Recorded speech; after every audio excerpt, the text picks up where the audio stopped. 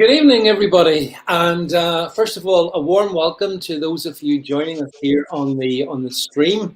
A little bit earlier than normal, but that's good. It keeps you on your toes. So, first of all, thanks for joining us, as you will be.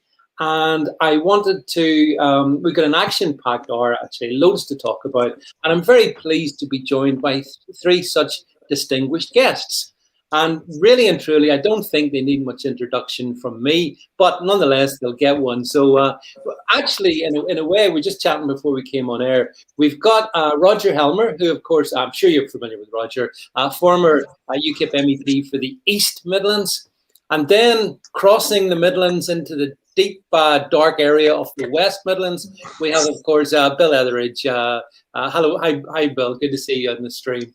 And then moving further north on our geographical tour, we have Godfrey Bloom, the distinguished businessman, city analyst and whatnot, up in Yorkshire, Yorkshire's finest, I think we can conclude. So Godfrey, you're very welcome on the stream as well. Thank you.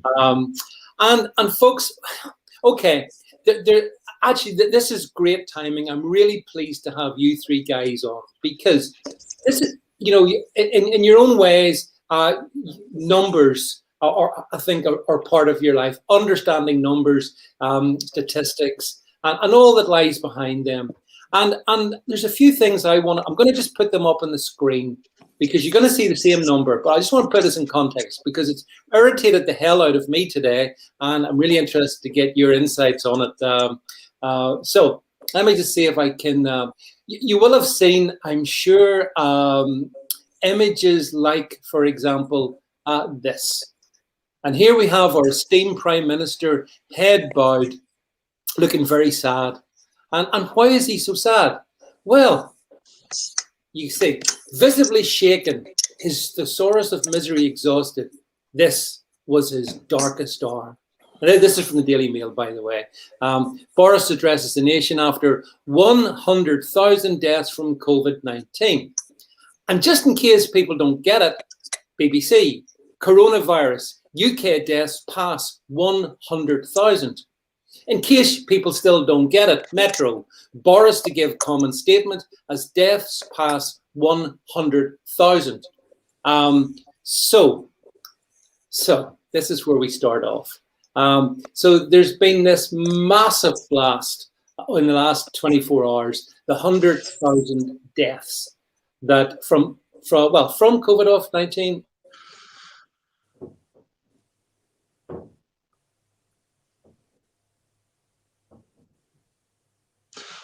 Well, we seem to have lost David, so I'll fill in the gap because I know what he was going to say, and I think we all do. I think the question was going to be the 100,000 deaths. Is it from COVID-19? Is it with COVID-19? And what's the efficacy of the figures? So I'm with two distinguished, much more experienced former politicians than myself.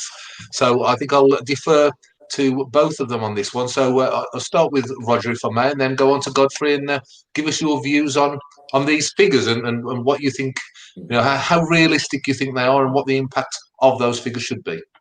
Well, there's a hell of a lot to say about this. The first thing to say, of course, is this 100,000 figure has been anticipated now for a long time. The government knew it was coming, so at least Boris had the privilege and luxury of being able to get ready for it. And this word sorry is a very interesting word. You can be sorry in the sense of you regret something, or you can be sorry in the sense that you apologize for it and take the blame.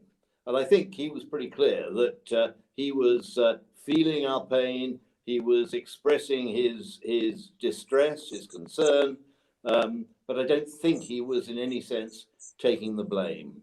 Then the question arises, well, what does the number mean? And something I raised on a tweet this morning is a whole series of questions. What about the issue of false positives? We know there are false positives. We know that different tests are used in different ways. We know that the manufacturers of the most common lateral flow test have said it is not suitable for checking out large populations. And why is the government doing that? So that is the first question. If we're counting false positives, then that's on their record. If anybody subsequently dies and it's on their record, they're counted as a COVID death. Then, of course, you've got people taken to hospital. Let's be clear, I'm not questioning for a moment there is a serious illness and there are hospital wards full of people with this disease. That goes without question. But according to published research, which I have no reason to doubt, the number of COVID infections actually acquired in hospital is something like a quarter. Well, that's an astonishing figure. A quarter of all those people in hospital are at least reportedly catching COVID in hospital. So you have people who will be in for terminal cancer, for heart disease, for stroke, who subsequently die with COVID, and they are counted as COVID deaths. But I think any reasonable person would say he went into hospital with a heart attack and a week later he died. It was probably his heart. The idea that it was COVID is bizarre. So many of those deaths are being attributed to COVID. And then beyond that, we get a further question, because there is a huge amount of anecdotal evidence. Now, I know we don't always accept anecdotal evidence, and we should treat it with care, but there just seems to be so much of it, cases of people who died for indeterminate reasons or for other reasons, and the relatives appear to have been astonished to find COVID on the death certificate. So I can't really say the 100,000 figure is wrong and it should be a different figure.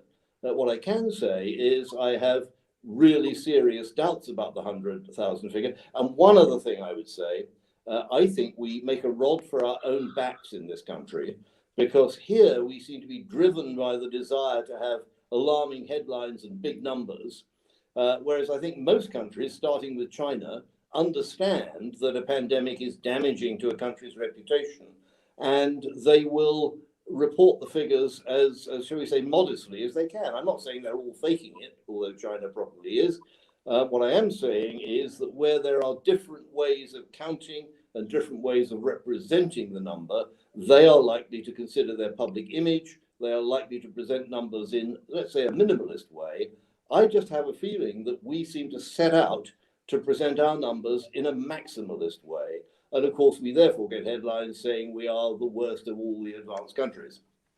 Okay, just to bring you up to speed, David, I channeled you while you were missing for a while, and continued your question with, as I thought it should be, about the efficacy of the figures. Roger had his say, and I was going to hand over to the esteemed Godfrey next, and with that, I'll hand the hosting duties back to a far more experienced man than yourself. There you go. You're very kind, and my apologies for my unplanned disappearance. Put it down to something I think Godfrey understands: the joys of rural broadband.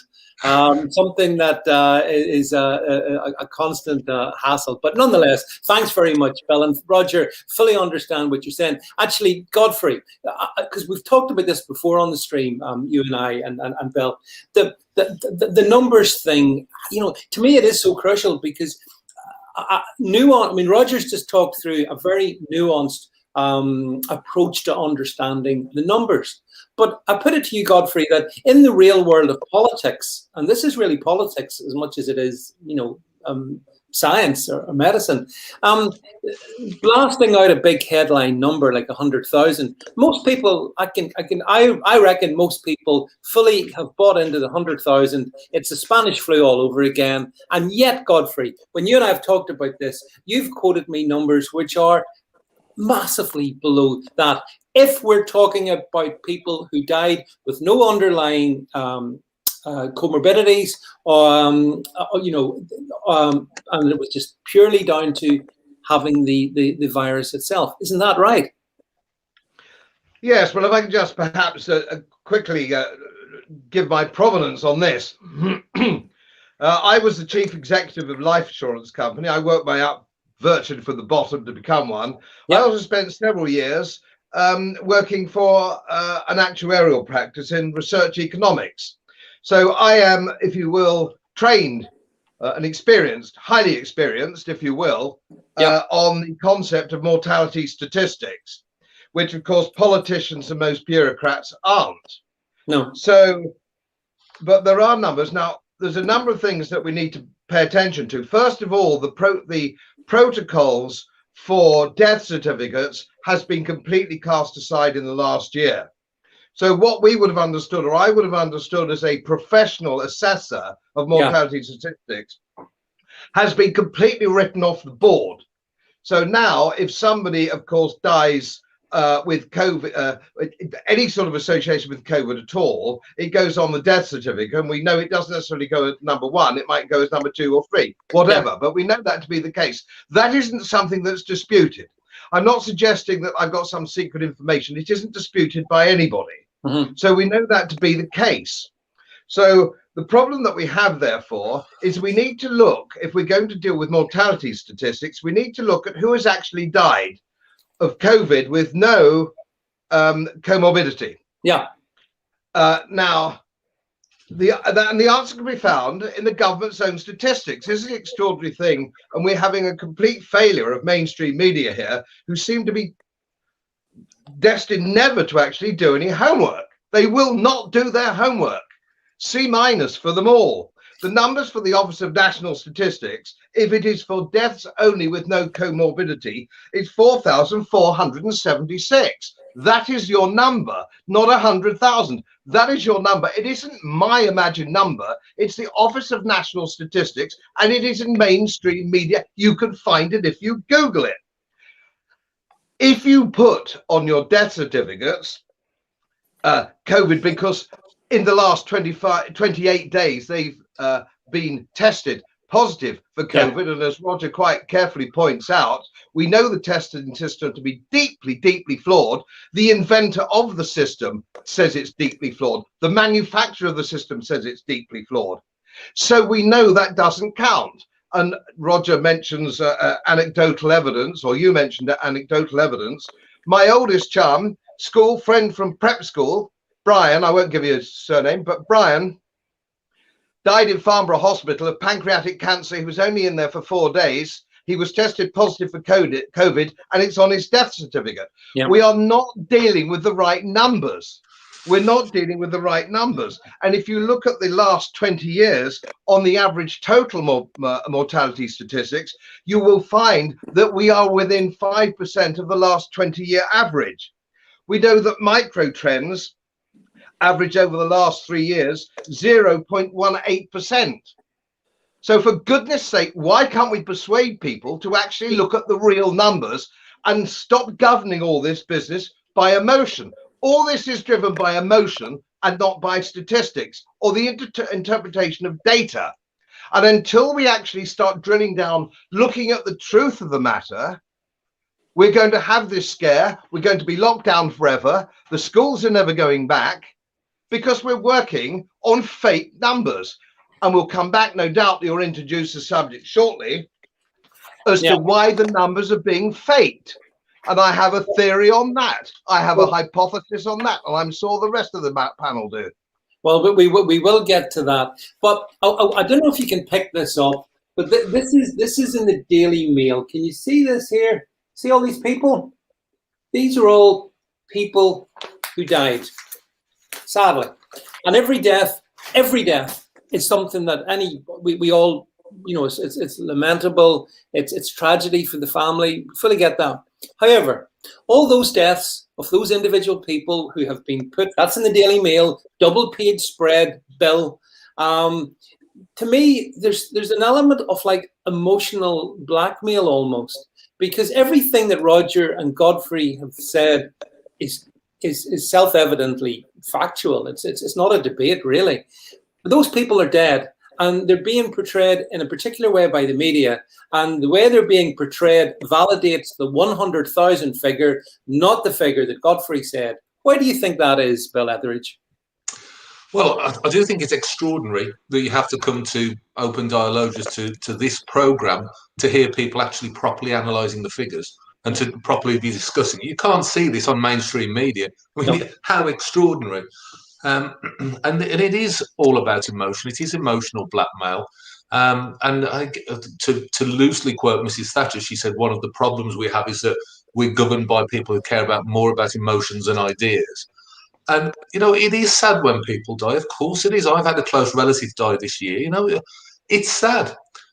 But it doesn't mean that the whole world has to change because No. of your personal grief and your personal tragedy. You know, I mean, and that probably could be portrayed as being heartless, but believe me, I'm not. I feel for people like that. But we are being led down the garden path, and we've got preachers on the mainstream media preaching doom and gloom and disaster, completely ignoring the figures that our two colleagues have so ably pointed out. And people, when you try to engage them in discussion on this subject, they are so wound up. They are so emotional. Now, if you question the narrative, you've got blood on your hands and how dare you do this? And it completely sort of takes away any rational debate over the massive changes that we're seeing as a society and the Western world is seeing on the back of scare tactics from the government with that appalling look into their eyes campaign they're doing, where showing dying people everywhere. And then it's, you know, fan club in the Daily Mail, who, let's face it, it's not a publication I have a great deal of time for at the best of times. But, you know, the emotion is clouding judgment and rationality and reason, and we're going to all end up a lot worse for it. Yeah, and the thing is, I mean, it's all encompassing because so much of this happens together, Roger. I wanted just to put up, this is kind of associated. We will go into the numbers in a second, but this also irritated me today. This headline, I'm sure you would say, the Archbishops of Canterbury and York have called for a national daily prayer to remember the pandemic dead. And just underneath that headline, lest anyone forget, it's 100,000 people. And the archbishops are calling, I think it's to have a weekly day of moment of prayer for the Daily. Daily. Yeah, sorry, you're right, daily. Yeah. Well, I suppose something has to replace clap for heroes. But you know, but again, this to me, Roger, it's like this is all coordinated. You know, you've got the 100,000 deaths. You've got the clerics suddenly, whose churches are closed, by the way, in a mark of remarkable bravery. They've shut their own churches, and they're dragged out, and so it's all reinforcing the 100,000 death narrative and making people like you and Godfrey and Bill look heartless. Is it not? Yeah, well, indeed. My son did a tweet this morning, and it really struck me. He cited this article about the Archbishop saying we need a daily moment of prayer for all the people with COVID. And he said, what a good idea. If only they thought of this months ago, think how many lives would have been saved, which I thought was a remarkably apt comment. I think, well, I'm very keen to hear what Godfrey's theory behind this is. Because on the one hand, I think probably that the cabinet and the Prime Minister are genuinely afraid about stories coming out of hospitals that the staff are overworked and there are people in corridors who can't be treated. That is genuinely political, terrible news, and they want to prevent that from happening. So obviously the scare stories are designed to try and reduce the transmission of the disease. Now, the question that arises then, do they really believe that these steps are necessary? Or is there some ulterior motive for trying to lock people down, get people wearing masks, and so on? I, generally speaking, hate conspiracy theories. I do not believe that jet aircraft contrails are there because the government is pumping poison out of airliners or any of these other. I don't believe that the moon landings were filmed on a backlot in Hollywood. But on the other hand, it is very difficult to see quite what the political establishment, and particularly the Prime Minister and the Cabinet, are trying to do, and whether they really believe what they're saying. I mean, I leave it to you, David, as chairing the event, but I'd love to hear what Godfrey's theory is. Well, Godfrey, okay, you've been queued up very nicely by Roger there. Right, Godfrey, explain it all. Tell us what is your theory? Well, first of all, we need to look at, just before we wind up on that, we know that the World Health Organization, which is an organization I don't have much time for, to be brutally frank, but we know that the WHO have said lockdowns don't work. We know that masks don't work.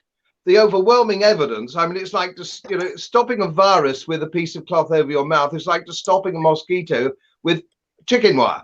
We all know that to be absolutely absurd. So we know these things. Science knows these things. So we've, in spite of the clever propaganda campaign that the government is saying, oh, we're only following the science, the one thing that we know they're not following, and it's the same incidentally for climate change, and I won't get Roger started on that, the same climate change, they are not following the science. They have abandoned science. They've abandoned science on climate change, and they have abandoned science in this matter and replaced it with emotion. Both these major changes are about emotion, not science. So now, why then? This is something that I would have thought by now mainstream media would have picked up on. We keep on hearing reset, build back better, don't we? We're hearing these phrases, but nobody so far has said to the Prime Minister or Matt Hancock or anybody said, Prime Minister, what do you mean by build back better? What do you mean by reset? What do you mean by the new normal? These are major questions that Laura Cheeseburger and Emily Maitlis and all the rest of these people on these monster salaries should be asking. And they're not asking these questions. So to ask me what my hypothesis is on a conspiracy, I think we've got to the stage now, after nearly a year, it is for those in government to persuade me there isn't a conspiracy. It's for them. They're the ones that are playing the emotion game. But I would say this, and it's just a question of basically O-level politics, if you will. This is sort of, you're doing an O-level political course or GCSE, whatever they do these days. We know, do we not? We know that in order to produce a communist state or a fascist state or statism of any kind, which you might argue is reset of yesteryear, you have to disestablish the current system. And the way you disestablish the current system is to bring it down and start again. Now, we're not talking about communism necessarily or fascism, but we are talking about statism and we're talking about globalism. So to build back better, they have to destroy what there already is and start from scratch. And how do they do this? Of course, well, we knew that the fascists had the black shirts, the Nazis had the brown shirts, Mao Zedong had the Red Guard, and now, of course, we have a completely and totally politicized police force who are entitled to stop people and ask if their journey is absolutely necessary. They can arrest people walking the dog. And only yesterday, Portsmouth police fined somebody £200 for eating their takeaway fish and chips in their own car. What is this telling us? What is this telling us? It's telling us that there is a conspiracy. Of course there's a conspiracy. You would have to be completely blind not to see that this is some form of conspiracy. Now, I take up Roger's point. Do we think it's Boris or Hancock behind this conspiracy? Well, I mean, I don't know. And Roger and I were in politics long enough to know that most of the people we met in politics were too stupid to produce any conspiracy. They really are quite the most stupid people I ever met. I worked for a post merchant bank. I was used to dealing with the elite of the city, the global elite. The people I met in the European Union were cretinous. So they are not capable of this. But there are people behind them who are. Where do these people work for? Valence, Whitty. Where does Bill Gates fit in? Where does George Soros fit in? Where does Davos fit in? Where does the World Economic Forum fit in? And if you read the World Economic Forum, they're not claiming there isn't a conspiracy. They're endorsing my view. So the point is there a conspiracy? Well, I would say there's got to be, or what other explanation can there be? Well, actually, Godfrey, well, first of all, Godfrey, you'll be pleased. I'm just looking at some of the comments. They want you to become Prime Minister after that speech. There's a great enthusiasm for your views. Bill, I actually think that, you know, it's not a conspiracy when it's in plain sight. When things are done in secret, you can argue it's conspiratorial. But when things are done in plain sight, it's not. And, you know, Godfrey mentioned the different aspects of government. But the one thing that strikes me, Bill, is this is a remarkably authoritarian government. And it's got all the might of government, the financial might behind it to hypnotize people with, TV advertising. You mentioned it earlier yourself, and it's able to synchronize things. And as I've said frequently, this government has been useless for a year or more, apart from one thing, and that is it's been brilliant at propaganda and mind control. And that's really what we're seeing, isn't it, Bill? Yeah, I genuinely believe that COVID is being used as a cover to make massive changes to our society and the way we live. And very much like Roger in the first instance, I did not believe in conspiracy theories. Well, it's the wrong word to use, but I didn't believe in any. I thought these people are so incompetent, as Godfrey's touched on. Most of the politicians I've ever come across have been so inept and incompetent. I wouldn't trust them to be able to organise a trip out without the Daily Mail getting wind of it. They are useless. Yeah. But the important fact that Godfrey just touched upon is it's the people behind them. And one of the things that I learned in my relatively brief time in the European Parliament is that the politicians weren't behind the changes and the stuff that was going on out there. It was the global corporations and the lobbies who were making the changes happen, and the politicians were the mouthpieces. And this is in plain sight. And Trudeau is saying, build back better. Biden is saying, build back better. Boris is saying it. They use the word reset. They've all got in common the green agenda. And the green agenda, in my opinion, is one thing that would make us all poorer, all less free, and weaken our quality of life and stop it. And no one would ever vote for it. So I think that COVID is a convenient excuse to bring in the authoritarianism that is required to change our society, to make us correspond to the green agenda. Well, that Roger, just follow. I want to follow from that directly. Right. Because again, in the past 24 hours, we've had this whole quarantining strategy revealed, whereby if you're going to come into the UK now, you're going to have to go to a hotel for 10 days. I think 1,500 quid is going to cost an average.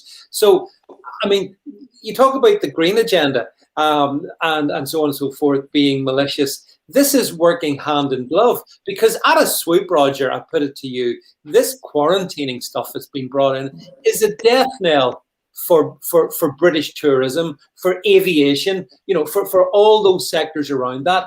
It's lethal. I saw a stat, Roger. Heathrow traffic's back by 95%. Anyone who understands anything about business, if your business is back 95%, you can't carry on. Yes. I think actually Godfrey's put his finger right on it when he linked the two issues of COVID and climate change. To the extent there might be a conspiracy, and in a way it's not a secret conspiracy, but the number of people from all sorts of countries and all sorts of areas who've come up and said, well, COVID has shown what we can do. COVID has shown when there's a real emergency, we can persuade people to behave in an extremely uncharacteristic way and lock themselves up at home, and even plead for a stricter lockdown. If we can do that for COVID, they are saying we can do that for the climate issue. And if they want to do that for the climate issue, what is the first thing they're going to want to do? Stop people traveling, because travel is transportation is a major source of CO2 emissions. And the point you make is absolutely right, David, that the aviation industry cannot go on. And I personally am angrier about an issue that's arisen today than I think I am about any other aspect. And that is Priti Patel is saying, if you want to go to the airport and get on an aeroplane and go abroad, you will be asked why you are going. And if you are going in order to go on holiday, you will be told to turn around and go home. Well, this is preposterous. They are telling us we cannot take a plane to go on holiday. Now, fine, if some foreign country wants to say planes from Britain can't land, there's not much I can do about it. And they're entitled to say that if they want to. But that our government should be saying to us that we cannot travel abroad, I mean, where does this stop? It is outrageous.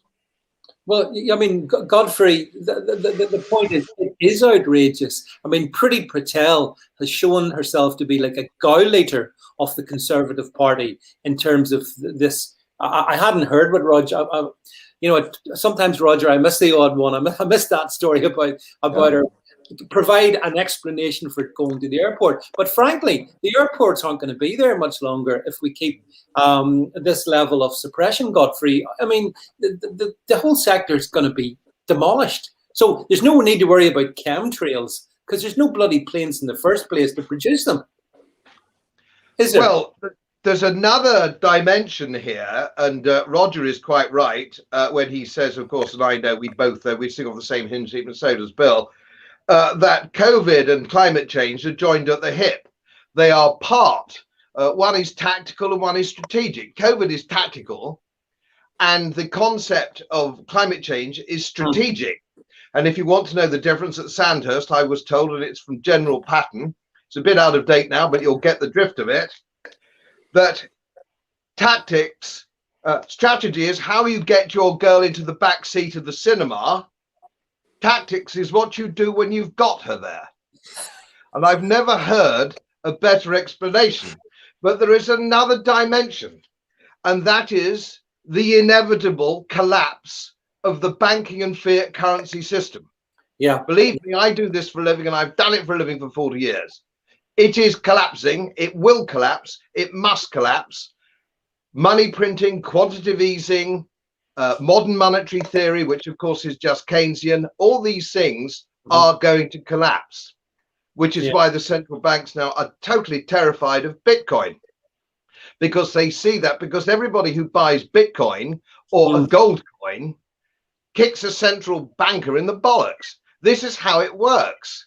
Now they know that sooner or later the paper money in our pocket is going to be totally worthless, which is why they don't like us carrying paper money. It's going to be digital, it's going to be crypto, but it's going to be the state's crypto.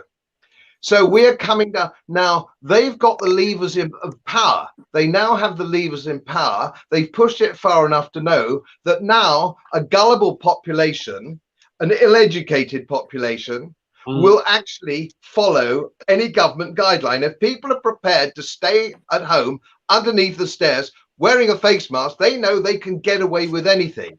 So what's going to happen is when this crashes, when the banking system crashes, they have a system not to have riots on the streets or car burning, all the rest of it. They have a system in place to keep us all at home, not making a fuss, while they try and reset the entire fiat currency and banking system. This is it's a tripartite. It's climate change, it's COVID, and it's the collapse of the banking system. Believe me, the numbers are 5 times worse than they were in 2007. It's coming up the track. And the funny thing, and again with mainstream media, there isn't a single financial journalist who understands it, because they're all thick. They're as thick as the politicians. The trouble is, we're all run by people who are thick. Yeah, they're thick, but the point is, Godfrey, they're chosen because they're also compliant. That's the thing. They're, the Laura Kuenssbergs of this world, all these people, they comply, don't they, Bill? They trot out the propaganda on a reliable basis. The things we're talking about are forbidden, as you said earlier, Bill, on mainstream media. You've got to come to channels like this to hear these points of view. And yet, if we lived in a healthy democracy, it would be, you'd be hearing them every day. The fact that we don't is a problem, Bill. And I think the second thing is, and I hate to say this, but I'll just say what I feel, the sheer stupidity, the sheep-likeness of the British people. A nation that was once arguably, lions, reduced to donkeys, sheep, following the narrative, queuing up, to do whatever Boris tells them to do. Did you ever think the British people could be so stupid? Well, that is something that has really been very, very upsetting to me, because my whole involvement in politics, my whole political belief system has always been based around giving the people the power and believing that we knew best how to do things and take it away from the overbearing state control that was treating us like children, and to give people their freedom to make their own choices and to think for themselves, because I believed in the British people. And I have to say, the behaviour of the British people during this whole COVID situation has shattered my confidence and belief in that. I am something of an idealist, and maybe sometimes I need to be brought down to earth, and I have been by this, because I thought we were still the bulldog breed. I thought we were the people who, you know, you push us too far, we're quiet to a point, you push us too far, and we'll push back, as happened to a degree with Brexit. But it hasn't happened. And it's not going to happen because people are terrified into submission.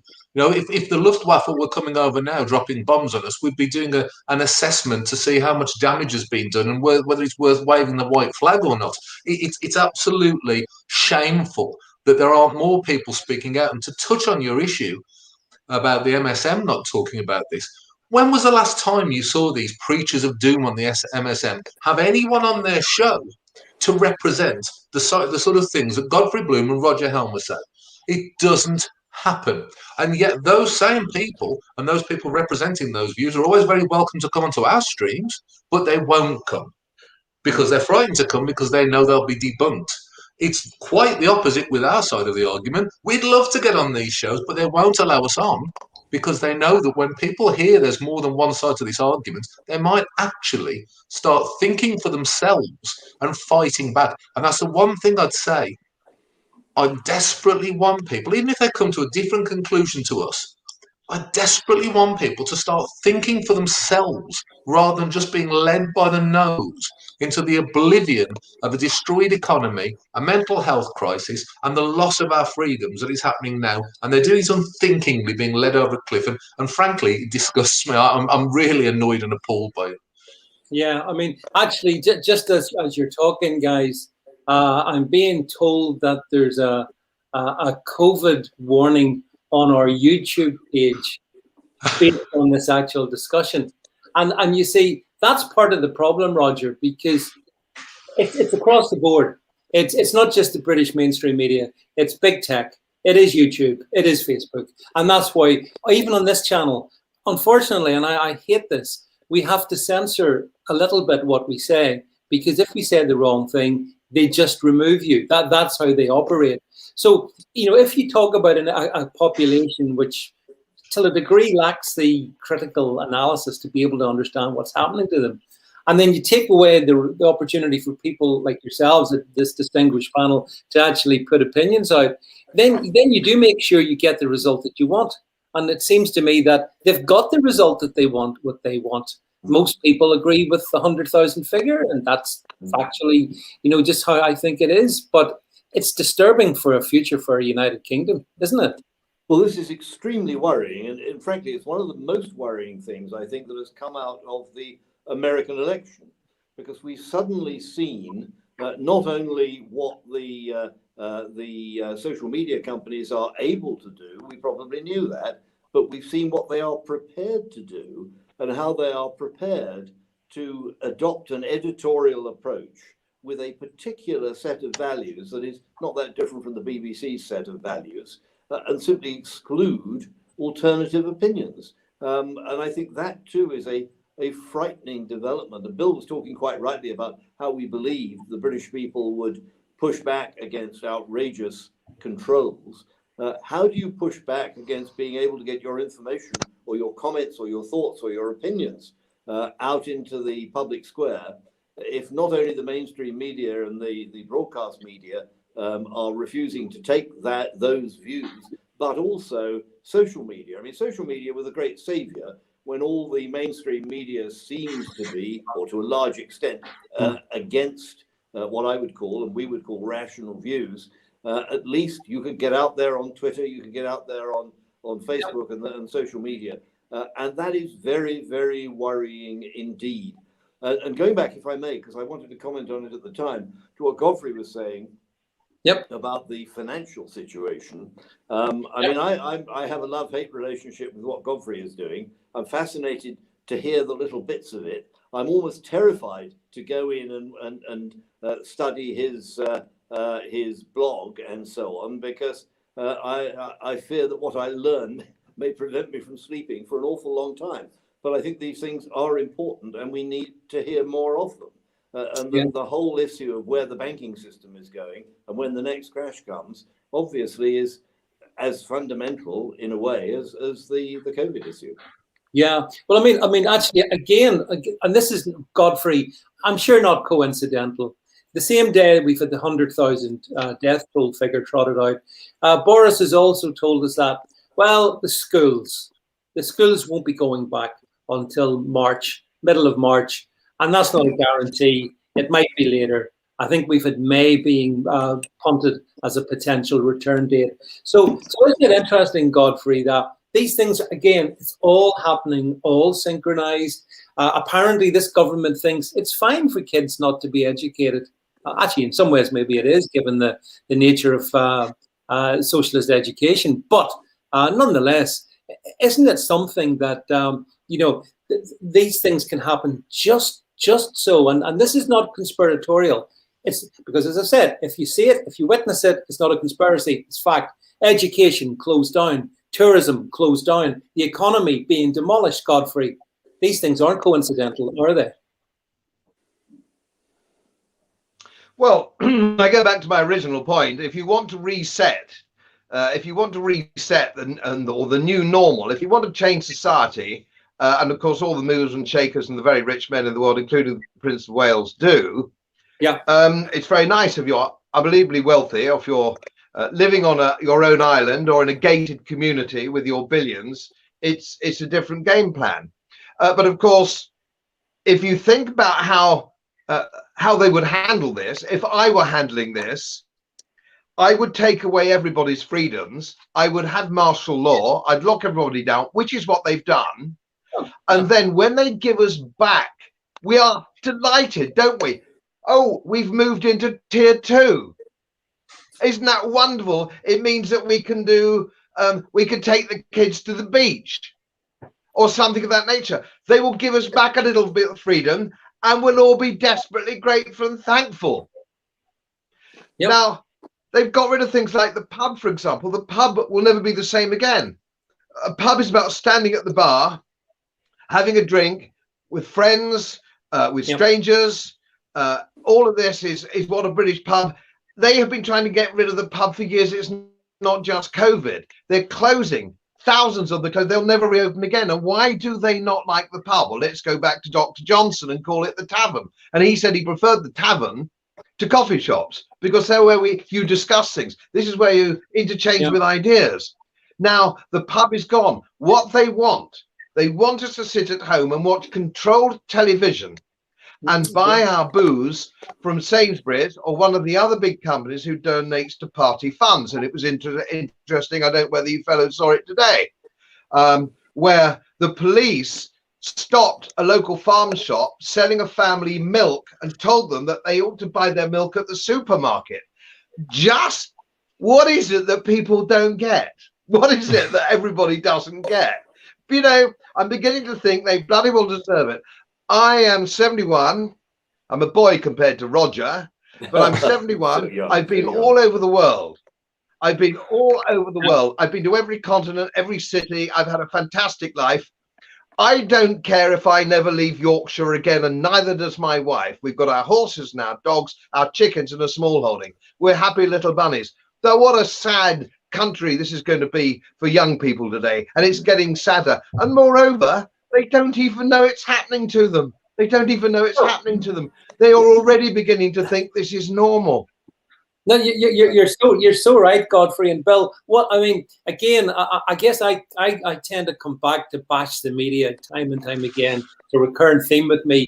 But whenever this whole business about stopping people traveling, Brits traveling abroad to wherever for the foreign summer holiday was being talked about a week ago, when it was first floated, I read the headlines in the daily in the various daily newspapers, and they were spinning it like, "Hooray for the British summer holiday! It's back!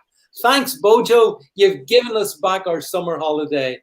And it's the unbelievable level of propaganda here, because basically they're being told, as we've heard from all of you, that you mustn't go abroad anymore. We're stopping that, and we'll decide if and when you ever can again.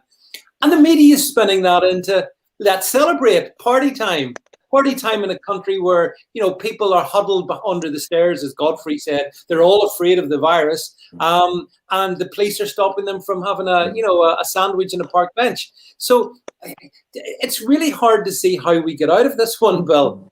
How do we get out of it? Well, the whole thing actually reminds me of a story that one of the great men of politics that I met many years ago, Christopher Gill, who was a former Conservative MP and a Euro rebel, told me, and he said, it's a little bit like a family. They have ornaments on the fireplace, and over the generations, those ornaments are taken away one by one. So much so that after a period of time, the next generation of people didn't know those ornaments were there in the first place. They don't know what they were missing. And this is a little bit like what's happening with freedom now, except it's not taking generations, it's taking months. Yeah. And people are now so believing that if we travel abroad, we're going to get all these different variants of these things, not one of which has been proved to be any more dangerous than the current variants. And it's all a load of, flippity-gibbet figures thrown in the air that don't make the slightest bit of sense. But people are now adjusting to it. And you see adverts like with the HSBC advert where the guy who always goes around saying we're not an island, and which again is a blatant lie, and he really winds me up. But he's also saying let's not just get back to the old normal, let's build a new normal, and he's keeping his distance from everyone. And it's absolutely happening in speeded up motion. We are seeing in front of our eyes freedom being stolen from us by fear and intimidation tactics, and it's working. And one last thing I want to add: social media censorship. Just a quickie, I have started recently putting videos on TikTok. I put a video on there, it's got quite a few views. Oh, great, I'll put a few on there. I'll put this one on where I said the talk of 100 different genders is nonsense, and as far as I'm concerned, you're a man or a woman. It's been taken off for hate speech. So there you go. That's the level of censorship that's going on right now. Yeah, the interesting thing being TikTok, of course, is a Chinese app, isn't it? And China is a well-known nation of freedom-loving liberty. But the thing is on this one, Roger, that there is a way out of this, though, isn't there? And it's the vaccine, because we keep being told the vaccine is going to get us. It's going to save the day. If you take the jab, then everything the virus will magically vanish and all will be well. Do you have confidence that the vaccine is the way to freedom, or does it lead somewhere else, Roger? Well, it should be. But I come back actually to a point that Bill just made. He referred in passing to new variants and the fact that they are now being brandished as a sort of new threat. But let me tell you something, because I spent a certain amount of my spare time actually looking at the area of evolution and genetics and all those things. I wouldn't claim to understand them very well, but I've certainly got a good broad picture. And the fact is, living organisms evolve all the time, and viruses reproduce very quickly. And because they reproduce very quickly, they evolve very quickly. So it's not a question with whether new variants will arise. Of course they will. And we don't know at this stage whether they will be no worse than the existing one or whether they will be much worse. We cannot predict it. So if the government is now saying, well, of course, we actually have, despite the vaccine, we actually have to keep up our guard and maintain a lockdown and maintain no traveling and so on, in case new variants arise. Well, I tell you now, they will. They'll be arising next year and they'll be arising in 100 years' time. So we have to get used to that. And by the way, we get used to it with flu. So it's difficult to see why we shouldn't get used to it with COVID. But I was interested by a point that Godfrey made. I've been to most countries around the world. I'm almost prepared to bet you a fiver that you haven't been to North Korea. Now you'll probably tell me you have been to North Korea. but there's something about I've been to North Korea more than once, and the position we're getting into here, where we can't travel, we're told to stay home, we're told where we can go shopping. In effect, we're denied the normal human exchanges that people expect to have. This is looking more and more like North Korea. It is absolutely scary. And I, like Bill, am very disappointed. I hate to say this, but I'm disappointed by the way the British people have accepted all this. And indeed, you look around Europe, and I hate to make this sort of comparison with Europe, but there are several European countries where people are out in the street and burning cars. Now, I don't want to be burning cars, but I would love to see us just adopt a more strident resistance position because if we don't, heaven knows where we'll end up. But if you look at the attitudes of people in this country, it's a point that many commentators have made, but we should keep making it. And that is that the people who are keenest on locking down everything are the people who have a steady, assured income. And I'm sorry, I'm one of them. I'm retired, I'm on a pension. Until the European Union collapses, I shall continue to get a pension, I hope. And so the lockdown has not affected my income. But if I ran a little shop down in the village, you know, I could well find that I had lost my income entirely. And the people who are out of work, the people whose businesses have closed, whose restaurants have closed, whose shops have closed, they are the people who are really suffering, and they are the people who we hope will have the strongest incentive. I'm pleased that there's a whole load of retailers who are proposing to reopen at the end of January, and I wish them well, and I shall go and try and find one to patronize. Well, just a general point, and then Godfrey, I'm coming to you. I find it strange, gentlemen, that the media talks about the South African variant, the Brazilian variant. We've heard about the Kent variant. Isn't it strange we never hear about the Wuhan variant, the China variant, seeing as how that's where it came from? Almost like there's a narrative in place. Anyway, having made that point, I couldn't resist that one. Godfrey, you know, Roger's right. I mean, the things that the government have put in place are destroying the small business backbone of Britain, especially small shopkeepers, Godfrey. I mean, at the moment, here in Northern Ireland, where I am, we've got a lockdown as well, and we're all told to stay at home. But tradesmen are allowed to go out to work. So I see little vans, you know, all electricians, plumbers, all those are the white van man, and he is again, I would say, the backbone of the country. He's allowed to work. And he has to take the risk of going to the middle class houses of those, for example, in the civil service, those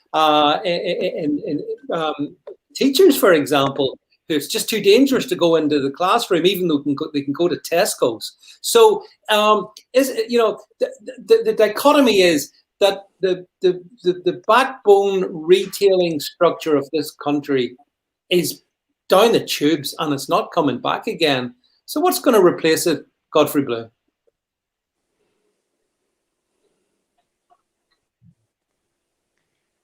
Well, of course, Roger made the point that we have millions of people in the public sector whose salaries arrive without fail.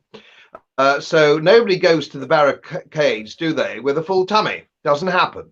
No. And so far, we've got freebie printed money in furlough and grants and bits and pieces to try and keep the show jogging along the road. But this, of course, will end. This can't go on forever. Sooner or later, the economy will collapse. Centralized economies, which is what they want, always do. And there's no, and the history of centralized economies always shows this. So sooner or later, it will collapse. And then all the people who have been sheep-like hiding under the stairs with their ridiculous little face masks will suddenly realize that nobody's actually sending them any money anymore. And the journalists who are all being paid, and don't forget, journalists have a little card. I've got one myself. That means I can go anywhere. I don't have to explain to a policeman. I just show him my card because I write for a magazine and I've got my little chit, so I can go wherever I like. But sooner or later, people will turn. They did in Eastern Europe, and they have done in history. This will happen, maybe not in my lifetime, but the pushback will come. And that really is something we just have to wait and see. Just if I may wind up on this ridiculous business about schools. Now, we know, nobody challenges it, that no children have died of COVID in Europe at all. None who are hitherto fit. Not a single child has died. We know that the recovery rate for under 60s is 99.5% in this country if people are previously fit. We will assume that most school teachers are under 60 and reasonably fit, otherwise they shouldn't be in school.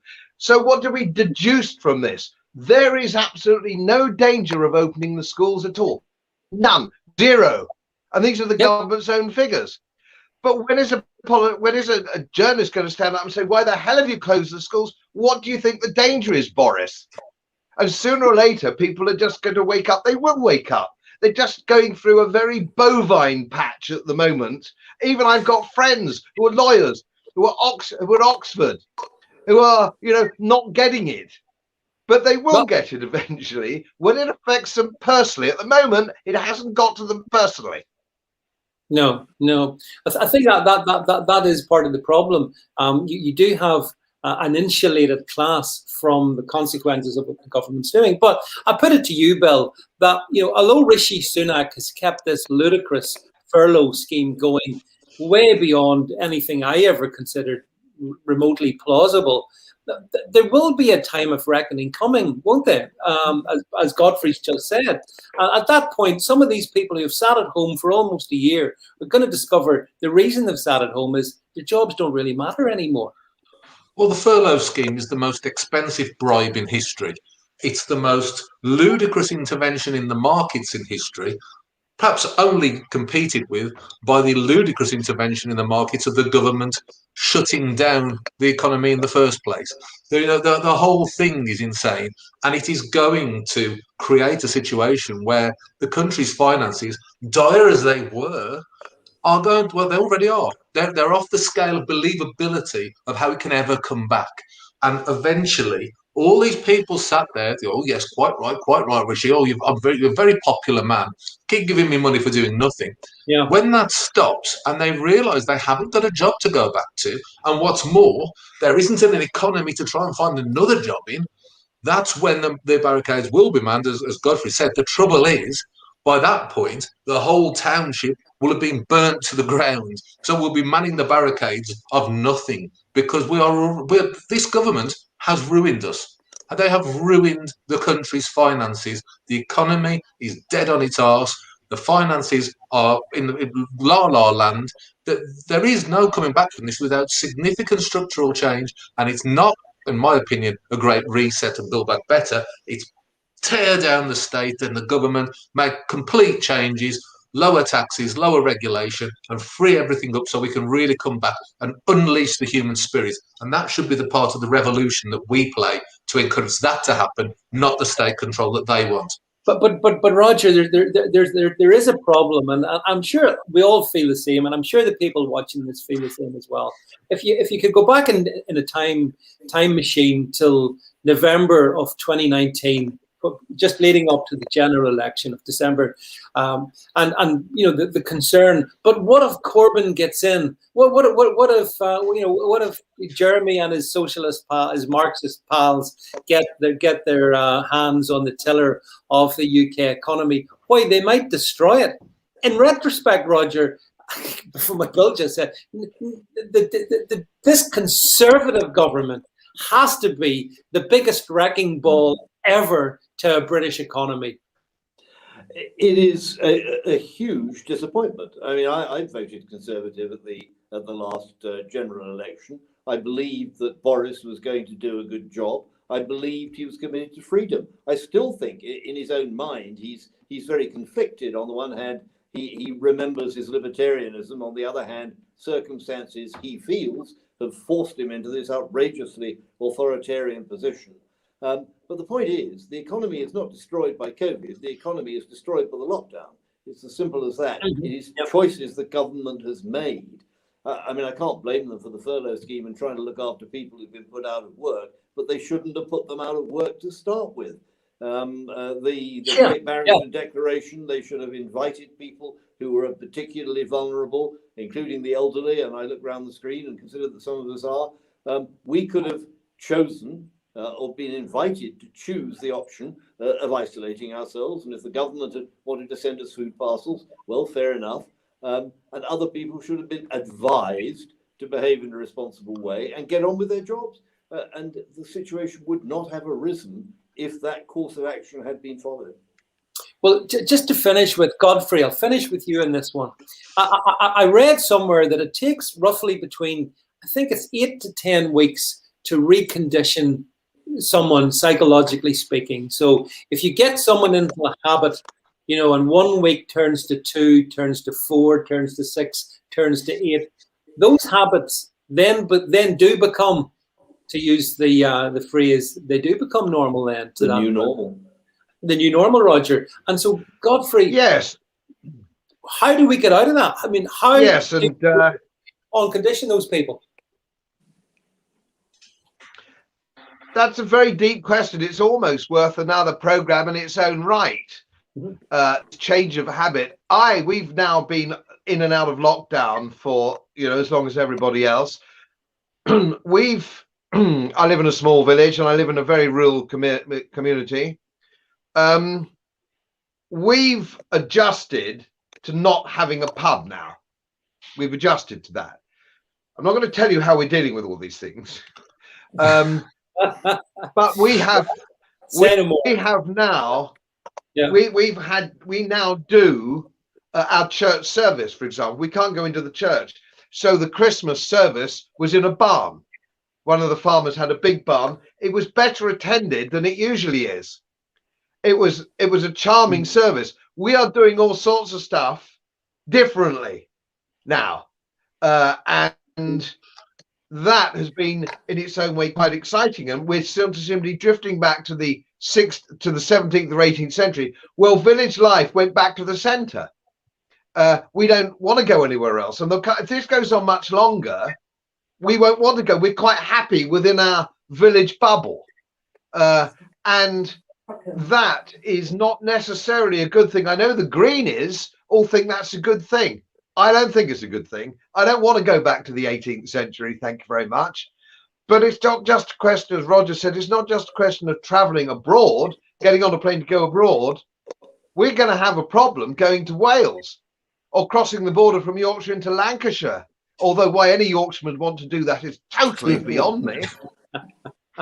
Yeah, I mean, I think Godfrey, there's glimmers of hope in what you're saying there, and you know, maybe people behave differently to how politicians think they behave.